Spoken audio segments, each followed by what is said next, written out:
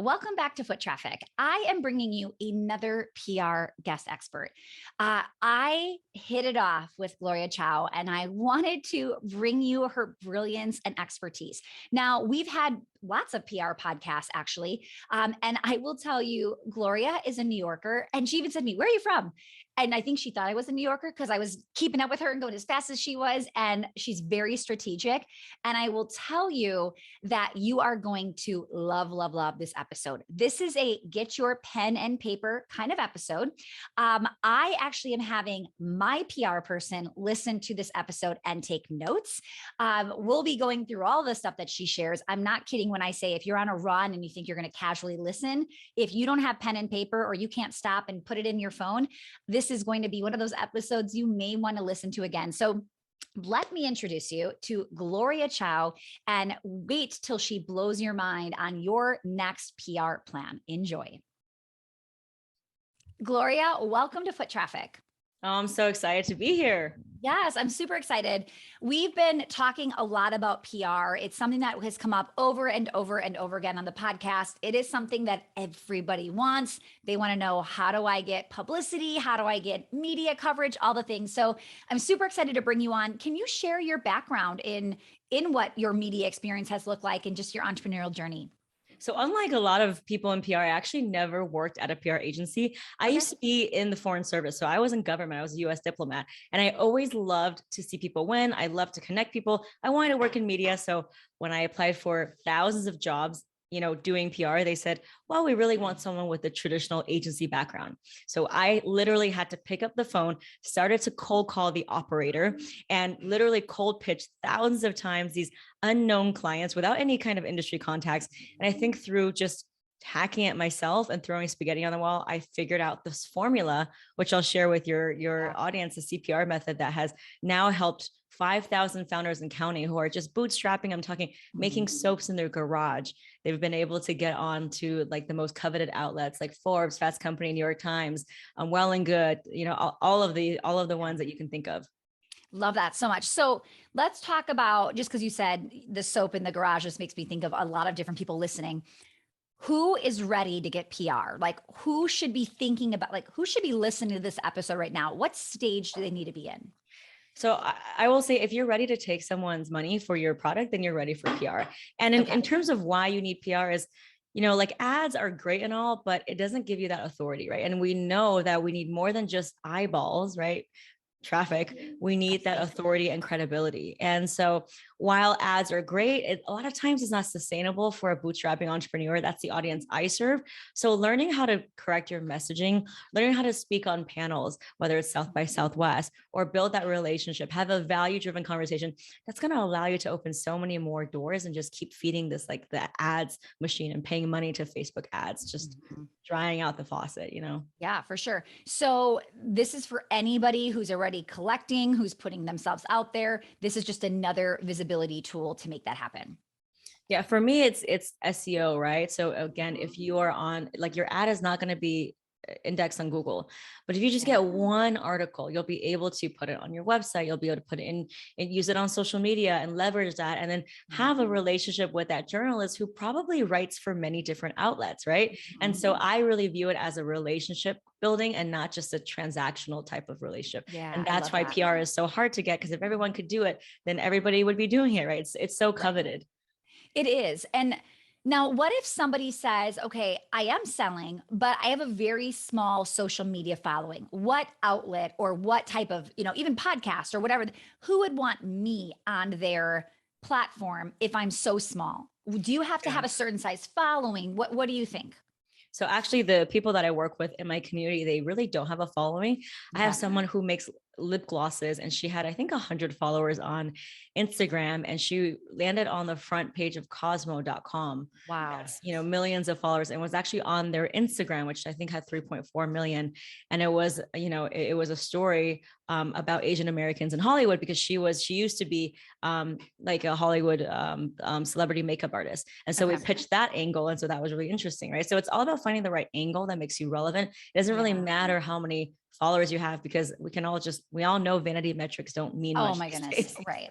Absolutely. Okay. So finding the right angle. How do we go about finding our angle? It's such a great question. And I think one of the best skills and most powerful things that a founder can do is to translate their marketing speak. So like your sales angle, the ROI into a newsworthy angle. And I will say, I've written pitches for bath candles, towels, and also like people like, making, on the cutting edge of AI. And there's really no such thing as something that is press worthy and something that isn't, because they all get featured.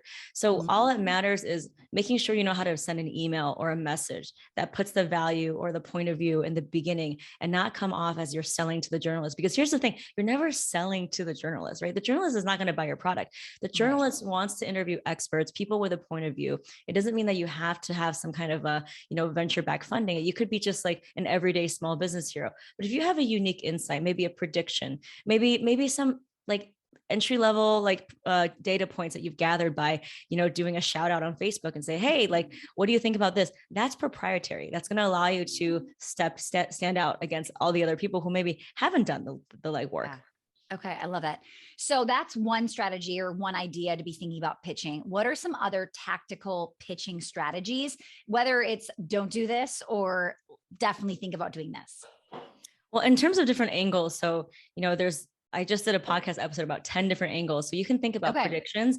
You can think about seasonality. So if you are in e-commerce or weight loss or fitness, it might be something about new year, new you, right? Yeah. If you do something with education, children, careers, it might be something around graduation, right? I once wrote a pitch for someone who was a career coach, and he was able to get onto Forbes, Inc., Entrepreneur, and 40 Under 40 by doing a very simple survey. He basically went on LinkedIn and said, hey, if you graduated in 2009 recession or 2020 pandemic, answer these 5 questions. I'll give you a $5 Starbucks card. And he cross compared their attitudes about how optimistic they were. And he basically served that up to journalists, and he was able to have the discussions from, journalists at New York Times, TechCrunch, and all of the things, because he actually had data, proprietary data. That's amazing. That is like a really cool tip. Okay. Thank you for sharing that. I love that.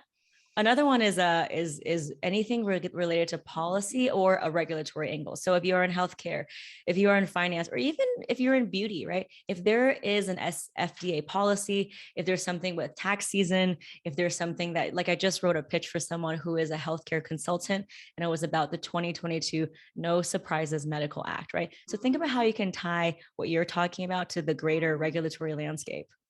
Okay, I love that so much.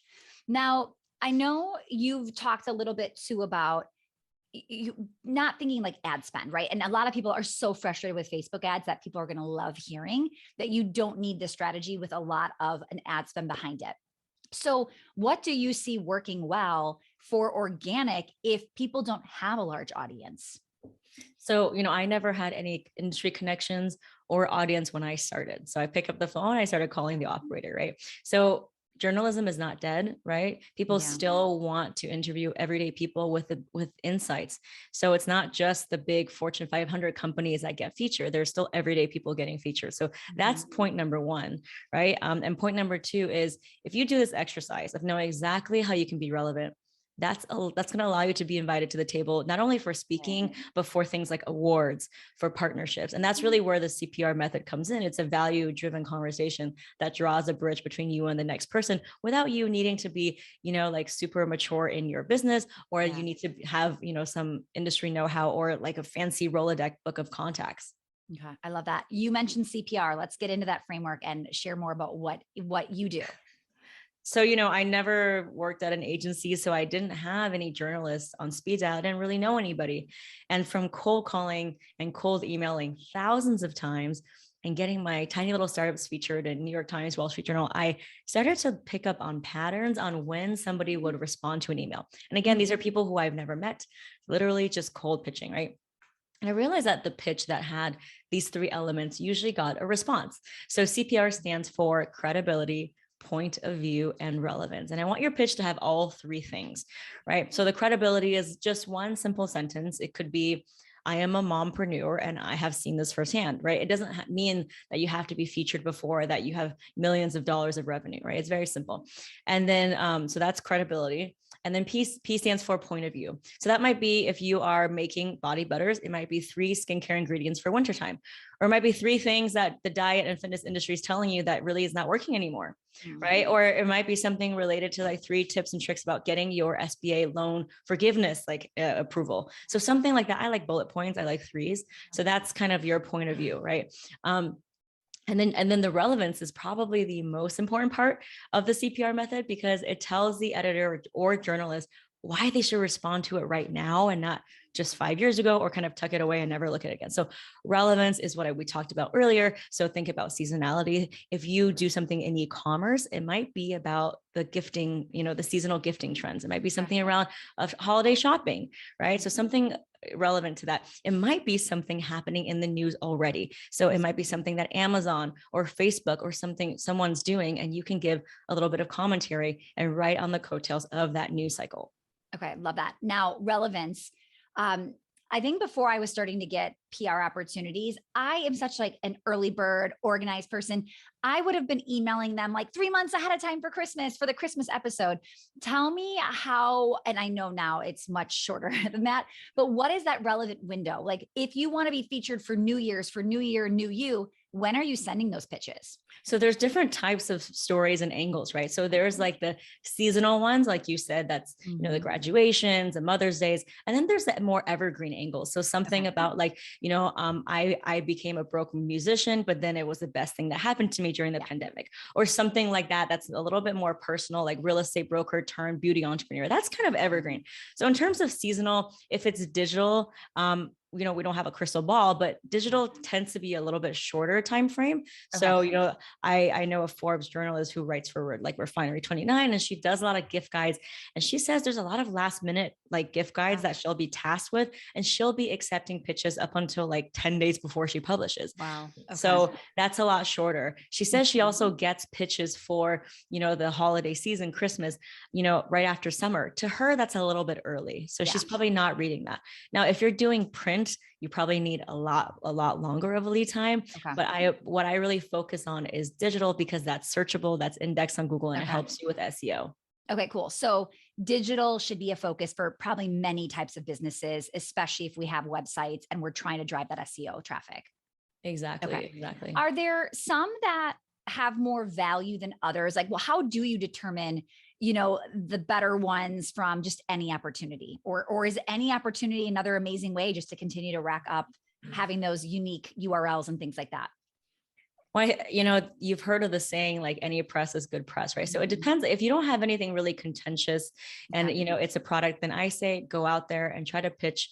To me, it's the exercise that every founder needs to do, because the more you pitch, the luckier you get, right? But a lot of times people are so afraid of pressing that send button that they don't even get their first one. I just want people to experience how easy it can be and how much confidence it gives you just to get one piece of news, whether it's local, podcast, and that's just going to transform the way about, how you think it's possible for your business. And it's just going to be a snowball effect. So instead of worrying like, should I get local or what? I just want you to really nail your pitch. Practice the CPR method. Think about if you can do a survey, if you can have a contrarian point of view, what are the points of relevance? Really nail your pitch. That's the first step. And then we can talk about what you're going to pitch for podcasts, for local, and things like that. Love that. Do you think this should be done? Could this be done internally with somebody's team? Or do you feel like, no, hire an agency who has connections? Like, what are your thoughts on that? Well, my whole thing is that, the agencies, they tend to be very expensive, and you need to be paying them for months at a time, right? And a lot of times it's just not feasible for bootstrapping entrepreneurs who are my audience, right? And so this framework has really allowed them to cut out the PR middle person, because let's be honest, the journalist wants to talk to the founder. So why are we adding an extra layer? And number 2 is with remote work in this pandemic world, we're not going to fancy networking events. So why not throw your name in the hat? Why not DM that editor on LinkedIn, right? It's actually really refreshing when they actually get something from the founder themselves. So that's the first thing. And so I encourage everyone to do that. And it's as simple as sending an email with a strong subject line, and the subject line needs to be specific. It can't be name, company, here's my pitch, right? Okay. It might be like 3 things that people didn't know about homeschooling or something like that, right? So they can see that subject and say, am I interested in even opening this email? Yes. And better yet, actually write the time. So whether it's spring, summer, or fall, like actually write the season. So the editor or person can be like, oh, this is for right now. Or like, best last minute gifts for vegan moms for this Christmas, right? Okay. Love that. So this can be done in-house. This could be me doing it or somebody on my team doing it. Yes. So that's one of the objections I get as well, is like, I'm so busy, I don't have time to do this. And the beauty of this method or this way of looking at it is, as long as you have your pitch, you can delegate it to an intern or an assistant to send out the emails, right? And at least if they send it out from like a team at email address or your company, you get to see who's opening it. And here's another hack is, do not send any emails until you install an email tracking device. And that's going to allow you to know whether it's being opened or not. And so you can have the confidence to keep pitching. So that's number one. Okay. And you can definitely tracking device? Like, do you have one that you use? So if you have Chrome, there's like Streak, Boomerang, there's like MailTrack. Something to confirm receipt of opening. Exactly. And then what I would do is also not only send an email, is follow up with the social media, right? So follow up with the journalists like LinkedIn, if they're on LinkedIn or Facebook or Instagram, and just say, hey, I noticed recently you haven't covered this subject, but this is something that people are talking about. I sent you an email titled this on this date. Let me know if you haven't received it. So that does 2 things. It tells them to check their email because they have so many emails, right? And then it just adds them to your network. Yeah. I love that. Well, and sometimes it's one of those things too, where people just need a little bit of reminder, or sometimes like when just somebody follows up and I'm like, you know what, I do want to talk about this, or I do want to, right. And I was just going to come back and I didn't. So I do think following up shows them that you're serious as well. I've never had anyone get featured without a follow-up. So it's all about the follow-up. Okay. And I actually, I interview a lot of journalists on my podcast, and they always say that they have like their own unique way of filing away the emails. They're not going to respond to every person, but they're going to like tag it and put it in different folders so that when they are tasked with that, they're going to go back to their inbox and sift through it and do a quick keyword search. So that's why it's really important to have a really good subject line as well that talks about what you're pitching. Right. Otherwise, it's a waste of real estate when they're filing it away. So I love that. Okay. So that blows my mind about the follow-up. So tell me more, how fast are you following up from that email? So you send an email. When is the follow-up happening in Instagram or LinkedIn or wherever you said? So in my PR program, the PR Starter Pack, I always have them send an email on a weekday. So that's like a Monday through Thursday, usually around 9 to 11 Eastern. It depends on where the journalist is. And you can obviously schedule send on a Sunday. You don't have to do it in real time, right? That allows you to be kind of on the top of their inbox.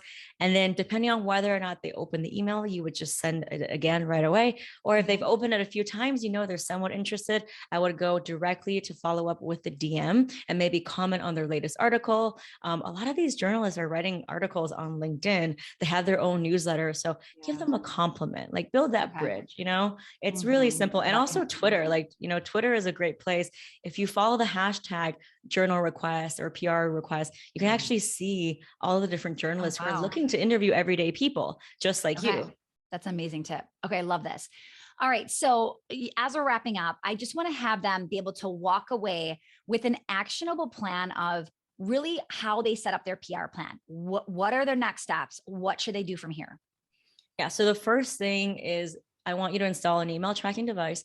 I want you to install the Google News alerts. So that's going to allow you. So for example, if you cover, education, right? You'll put in the keyword, Google will send you all the articles that are written about your topic. And you're going to start to train your brain to think about what are the subject lines, what actually gets covered. So that's just really a really good exercise. So good. Yeah. I want you to follow the hashtags journal request on Twitter. I want you to get into HARO, which is help a reporter out, sign up as a source. You'll never know if, the journalist is going to have an inquiry. They're going to be like, hey, I want to interview this person, and you fit that profile. These are very grassroots way of kind of starting to connect with journalists. And then the second step is I want you to watch my PR Secrets Masterclass. You're going to be able to see an actual pitch from start to finish, actually 2 of them that got into Fast Company.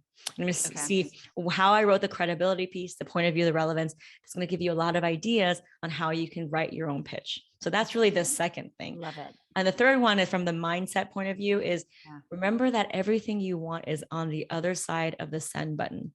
The more times you press send, the better you'll be. And I actually encourage people to send emails, even with spelling mistakes. I mean, because that's just going to allow you to just get comfortable with just pitching all the time, because it's like, what's the worst thing that could happen is they just don't respond. And I would assume that these journalists get so many emails that they're not opening your email and just sitting on it, talking about how bad it is. It's like they're going so fast. It's either a yes or a no, and they're not thinking twice. So I love it. I think the more you can just get started, you'll learn from what's happening. If they're not even opening it, your subject line's not great. If they're opening it, okay, well, we got a good subject line. Now what's inside? So I think it's so tangible for anybody to start doing, or have somebody on their team help them with, even just hearing you say some of these things, right? Once you get the pitch and the angle and that crafted, this could be a virtual assistant helping you with some of these tasks. So I think this is really, really manageable for anybody listening. And that's what I do. I have my virtual assistant pitch me for podcasts. And I mean, it's worked for me. I've been on 30, 40, I'm on your podcast. So it definitely works. You can definitely delegate it, but you really want to make sure you nail your pitch. Yeah, absolutely. Okay. Before we wrap up, anything else we need to share before I have you share your information, where they can find you, the masterclass, all the things? Anything else we missed? Well, I think in terms of just working with hundreds of entrepreneurs, I realize it's not really about their pitch or their company. It's just all about what they feel comfortable with. It's pressing the send button, right? I get so many objections with, we're not launched yet, or, oh, we're changing our logistics, or, oh, we're on back order. And the founders who always start early and they start planting the seeds, they're the ones that are going to win, right? Because they've already warmed up their audience.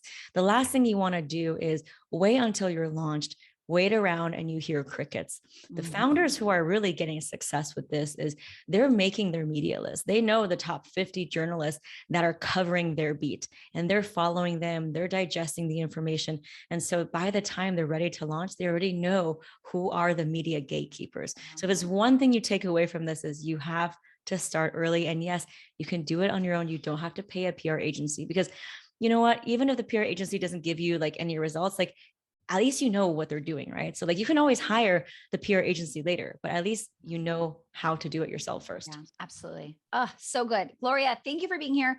Where can people find you? Social, website, whatever you want to share. So I'm at Gloria Chou PR, that's CHOU, and anyone can just watch my PR masterclass. I've had thousands of founders watch it and literally use the CPR method. And they send me messages. I don't even know these people. They say, I watched your masterclass.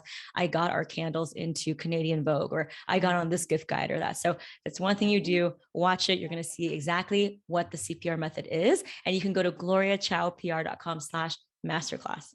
Amazing. Gloria, thank you for your time today. So good. Thank you so much.